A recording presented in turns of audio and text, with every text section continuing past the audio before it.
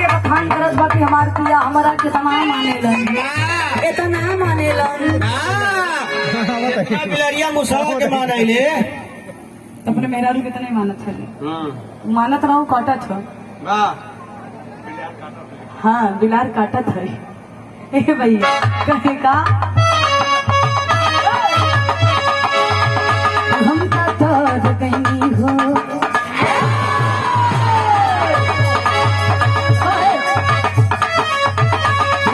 हो सुनर घर पई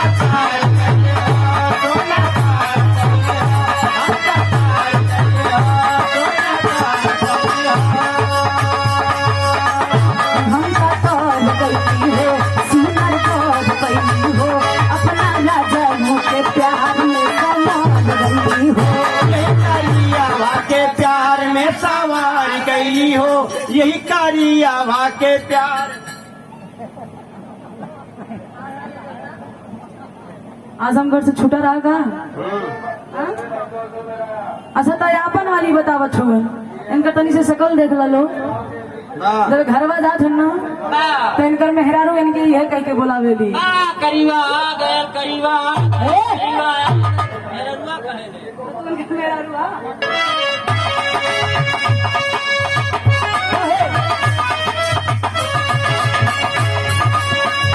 हम का तर गई हो सुनर कर गई हो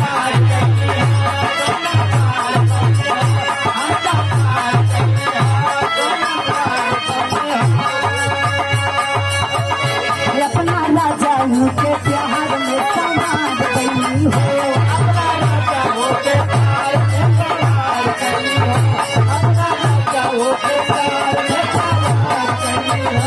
हम का तर गई हो सुनर कर गई हो अपना राजा के प्यार में समाज गई हो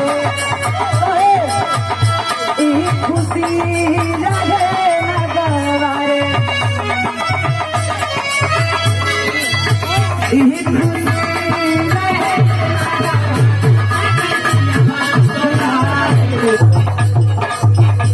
सब खाती मिले मुसकी से दुनिया जा सकती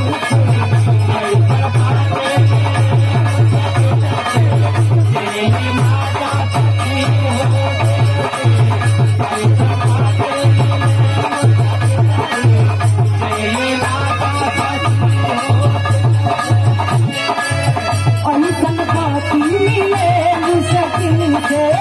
बोले ना जा सकती रे